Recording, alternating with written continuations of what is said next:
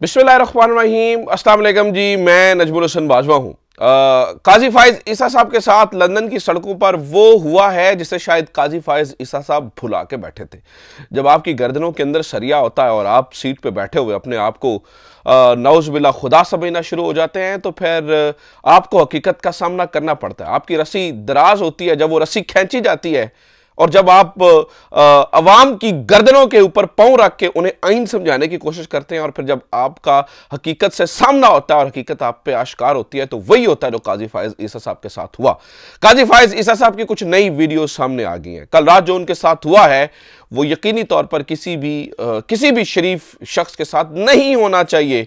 किसी भी शख्स के साथ अपनी फैमिली के हमरा बाहर निकलते हुए ऐसा नहीं होना चाहिए कि उन्हें मुंह छुपा के भागना पड़े। लेकिन काजी फाइज ईसा साहब ने जो कुछ किया, जिस तरह से किया, वो भी अपनी मिसाल आप। काजी फाइज ईसा साहब के साथ क्या हुआ और वो एक्चुअली पूरा वाकया क्या है, कैसे काजी फाइज साहब निकले और फिर वहां से उन्हें क्यों भागना पड़ा, और वो जो लोग वहां पर एहतजाज कर रहे थे वो कौन थे। पीटीआई ने जो इससे पहले एहतजाज किया, क्या पीटीआई के लोग थे या सिविल सोसाइटी के लोग थे, और फिर अब काजी फाइज ईसा साहब के साथ आगे क्या होने वाला है, वो पूरा एक प्रॉपर उन्हें प्लान जो है ना वो लोगों ने जारी किया हुआ है। तो ये मैंने आपके सामने रखनी है चीजें। इसके अलावा जस्टिस याहिया अफरीदी की अदालत से आज जस्टिस अतर मिनल्लाह ने एक इजाफी नहीं इख्तलाफी नोटिस जारी किए, वो किया है, वो भी बहुत इंपॉर्टेंट है। आसमा जहांगीर ग्रुप की सारी मेहनतों के ऊपर आसमा जहांगीर की बेटी ने पानी फेर दिया है। कल वो बड़ा ये असल में एहसन भून ग्रुप है, ये आजम नज़ीर तारड़ ग्रुप है, वो जीते, और आसमा जहांगीर की बेटी ने कैसे उनकी मतलब खामोशी से लित्र परेड की है, ये भी मैंने आपके सामने रखनी है। और इमरान खान साहब के साथ अब अडयाला में क्या हो रहा है, ये बहुत इंटरेस्टिंग चीज़ है, ये भी आपके सामने रखनी है। सबसे पहले काजी फाइज ईसा साहब से शुरू करते हैं। नाज़रीन किराम, काजी फाइज ईसा साहब आपको पता है कि लंदन में है। वैसे तो पहले उन्हें सिर्फ इस्तांबुल जाना था, अपनी बहन से मिलना था, लंदन आने का प्लान नहीं था। लेकिन बताया जाता जी उन्हें वो जो ऑनरी जो है ना वो बेंचर की जो यहाँ पर एक ओहदा मिला है, उन्होंने इसलिए यहाँ पर आना था, इसलिए लोग यहाँ वहाँ पर इकट्ठे हुए थे। और काजी फाइज ईसा साहब और वो शायान ग्रुप और वो सारे ने पहले कह दिया था काजी फाइज ईसा साहब आ जाए, आपके वेलकम के लिए हमें तैयार है। काजी फाइज ईसा साहब को वैसे सोचना चाहिए था, थोड़ा सा उनके ज़हन में ख्याल होना चाहिए था कि मैंने रिटायर्ड भी हो जाना। शायद काजी फाइज साहब के लिए धचका है, उन्हें इस बात का वहम गुमान में भी अंदाजा नहीं था कि वो रिटायर्ड होकर घर जा रहे हैं। मैं आपके सामने वीडियो रखना चाहता हूँ। नाज़रीन किराम, इस वीडियो को देखिए। ये वीडियो आप साथ चलते हुए देख रहे हैं। ये वीडियो काजी फाइज ईसा साहब की भागने की वीडियो है। कल रात जिस तरह से उनकी गाड़ी आई और गाड़ी में वो भागे हैं, आप इस वीडियो को गौर से देखिए। काजी फाइज ईसा साहब अपने सर को यूं नीचे छुपाए हुए हैं, अपनी शक्ल नहीं दिखाना चाहते, वो यूं नीचे झुके हुए हैं, और उनकी बेगम साहिबा भी है, शायद बेगम साहिबा ही है साथ में, या कोई और है, खातून है, वो पहचानने में नहीं आ रही हैं। वो भी अपने आप को यूं झुका के वो नीचे लेटे हुए हैं, मतलब यूं झुके हुए हैं, और वो अवाम का सामना नहीं कर रहे, और अवाम उनकी गाड़ी के ऊपर थप्पड़ मार रही है, अवाम उनको लानत लानत कह रही है, और आम पता नहीं क्या क्या उनको कह रही है, और वो वहाँ से भागते हुए नजर आ रहे हैं। पहली बात तो ये है कि ठीक है, किसी के खिलाफ एहतजाज करना चाहिए, लेकिन बहुत सारे लोगों का एतराज़ है कि किसी को हरास नहीं करना चाहिए। ये काजी फाइज ईसा को हरास किया गया। बहुत सारे लोग ये कह रहे हैं कि यार इस हद तक नहीं जाना चाहिए पीटीआई को कि फैमिली के साथ लोगों को निकलते हुए हैरेसमेंट का सामना हो। लेकिन बहुत सारे लोग इस बारे में कह रहे हैं कि यार देखिए, काजी ने जो बोया है वही काट रहा है।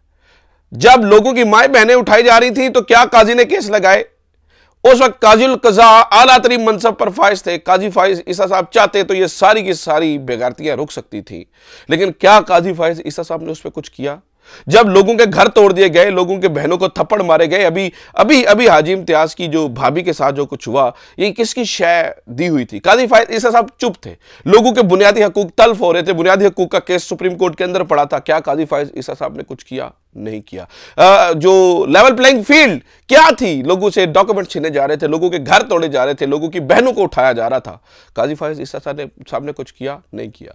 63A का फैसला दिया जिसके ऊपर लोगों की मां बहनों को उठाकर उनको ब्लैकमेल करके वोट लिया गया, किसकी शय पे हुआ? काजी फाइज ईसा। लोग जस्टिफाई करते हैं भाई, क्योंकि ये अमल किसी तरीके पे दुरुस्त नहीं है, किसी को इस तरह का सामना करना पड़े, थप्पड़ गाड़ी पे वो मारे और इस तरह से हैरेसमेंट का सामना हो, सही बात है, जेन्युइनली ऐसा नहीं होना चाहिए। लेकिन लोग इसको जस्टिफाई करते हैं कि काजी ने क्या किया है।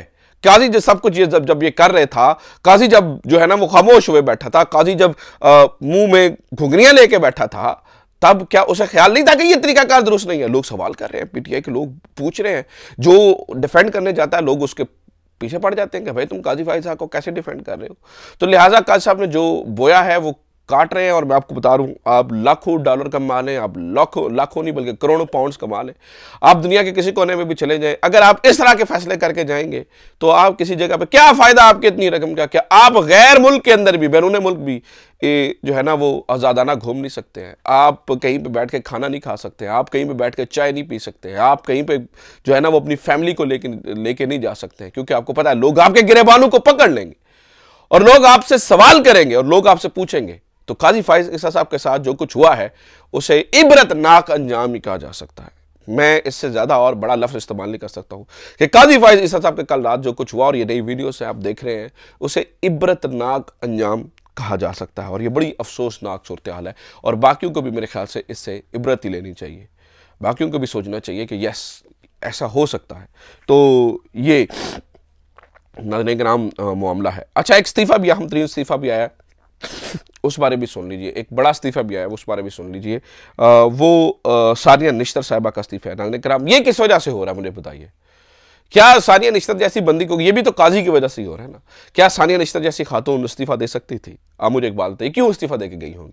उन्होंने देखी होगी इम्तियाज अली की भाभी की वीडियो, उन्होंने देखा होगा डॉक्टर जरका के साथ क्या हुआ। बेशक मैं डॉक्टर जरका को जस्टिफाई नहीं कर रहा, लेकिन उन्होंने देखा होगा कि कई भाई मेरे पे भी प्रेशर आएंगे, मुझे भी हो सकता है प्रेशर आए भी हूं, उन्हें फेस किया होगा कि किस तरह से। और एक उन जैसी एक, माफ कीजिएगा, ऐसी खातून जिसे आपको बड़े से बड़ा एजाज देखे उनकी इज्जत में इजाफा करना चाहिए था, हमने उनके साथ क्या किया? आज सानिया निश्तर का सेनेट से इस्तीफा दे देना काजी साहब की मरहून मिन्नत है जो काजी साहब करके गया। 63 का फैसला जिस तरह से उन्होंने दिया और उन्होंने इजाजत दी कि जाओ घुस जाओ लोगों के घरों के अंदर, ठीक है, और करवा लो, जमीर जगा लो, जमीर के फैसले करवा लो। तो ये काजी साहब, अब काजी साहब भुगत रहे हैं उसको। लेकिन सानिया निश्तर जैसी खवातीन का इस्तीफा देना नाज़रीन कराम पाकिस्तान के लिए नुकसानदेह है। मैं आपको बता दूं कि आज बड़ा ही अफसोसनाक दिन है और मैं ऑब्वियसली जो है ना वो बहुत ही ज़्यादा परेशान हूँ। आज पाकिस्तान के लिए नाज़रीन कराम पूरे निज़ाम अदल के अंदर ही बहुत सारी चीज़ें परेशान कन है। आप देखिए कल प्लॉट ग्रुप जिस तरह से धांधली करके जितवाया गया, आसमा जहांगीर ग्रुप नाम का, और आज कैसर भून ग्रुप जिस तरह से उनके सदर की सीट जितवाई गई और आपके सामने है। इसके ऊपर जो मुनीज़े जहांगीर हैं जो कि आसमा जहांगीर की बेटी है, उन्होंने एक ट्वीट किया है, वो मैं आपके सामने रखना चाहता हूं। वो कहती हैं, congratulations Asma Jahangir group for winning SCBA election, Supreme Court Bar Association election. We hope you will defend people's fundamental rights. अब सुनिए जरा किस चीज के लिए वो कह रही है। We hope you will defend people's fundamental rights and oppose any attempt to legitimize enforced disappearance and military courts. Asma Jahangir believed in seniority principle for judges as it is open to the least manipulation.